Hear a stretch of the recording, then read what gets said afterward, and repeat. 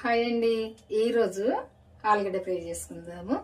ఈ ఆలుగడ్డ ఫ్రైలకు అయితే కావాల్సినవన్నీ కట్ చేసుకున్న పచ్చిమిర్చి, కరివేపాకు, కొత్తిమీర, ఉల్లికాడలు, ఆలుగడ్డ ఇవన్నీ అయితే కట్ చేసుకున్న. ఈ ఈ ఆలుగడ్డ ఫ్రై చేసుకొని చారు చేసుకుందాము. చారు అంటే పచ్చిమిర్చి కాల్చి చారులో విండి చారు చేసుకుందాము. చాలా టేస్ట్ ఉంటుంది. ఇప్పుడైతే ఈ కూర వండుదాము. ఎట్లా వండితే టేస్ట్ ఉంటుంది అనేది చూద్దాము.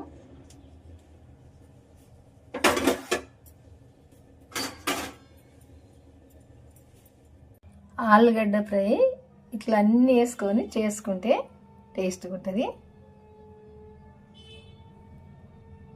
చారు చేస్తానన్నా కదా, చారు అయితే ఫస్టే తాలింపు చేసి తీసుకున్నా. ఇందులోకి పచ్చిమిర్చి అయితే ఇట్లా కాల్చి పిండుకోవాలి. చారులా సరిపోనైతే సాల్ట్ వేసుకుందాము. మిర్చిని వేసుకున్నాం కదా, ఈ మిర్చి అంతా కూడా ఇట్లా నలిగేటట్టు ఇందులో కలుపుకోవాలి. కలుపుకుంటే అయిపోద్ది. ఈ మిర్చి ఇట్లా కలుపుకున్నాక చారులో తాలింపు చేసుకుందాం. ఇప్పుడు చారుకైతే సరిపోను ఇదిగో ఆయిల్ వేసిన ఇందులో. తాలింపుకైతే జీలకర్ర, ఆవాలు, మిర్చి వేసిన. ఇప్పుడు కరివేపాకు వేసుకుందాము. పసుపు వేసుకుందాము. ఈ తాలింపు చారులు వేసుకుందాము. ఇదిగో ఇప్పుడైతే చారు అయిపోయింది. పచ్చిమిర్చి విండి అయితే చేసిన చారు చాలా టేస్ట్గా ఉంటుంది. ఇప్పుడు కూర వండుదాం. ఇప్పుడు ఇందులోకి ఆవాలు, జీలకర్ర వేద్దాము.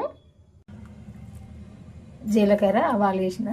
ఫస్ట్ ఈ తాలింపుకు ఈ ఉల్లికాడలు వేసుకుందాము. ఉల్లికాడలు, పచ్చిమిర్చి వేసిన. ఇప్పుడు ఇందులో పసుపు కూడా వేసుకుందాము.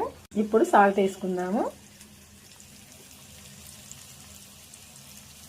ఇప్పుడు కొంచెము అల్లం వెల్లుల్లి పేస్ట్ వేసుకుందాము.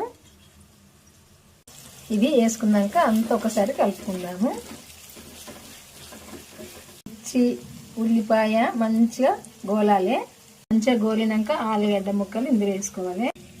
ఈ ఆలుగడ్డ ముక్కలు వేసుకున్నాక అన్ని అంత ఒకసారి కలుపుకొని స్టవ్ సిమ్లో పెట్టుకొని ఇది మంచిగా ఫ్రై చేసుకోవాలి.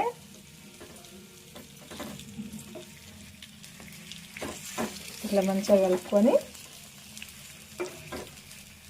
మంచిగా ఫ్రై కావాలి. చారులో ఉల్లిపాయ వేయడం మర్చిపోయినా, ఇప్పుడు వేసుకుందాము. వేసుకొని కలుపుకుందాము. ఒకసారి కలుపుకుందాము.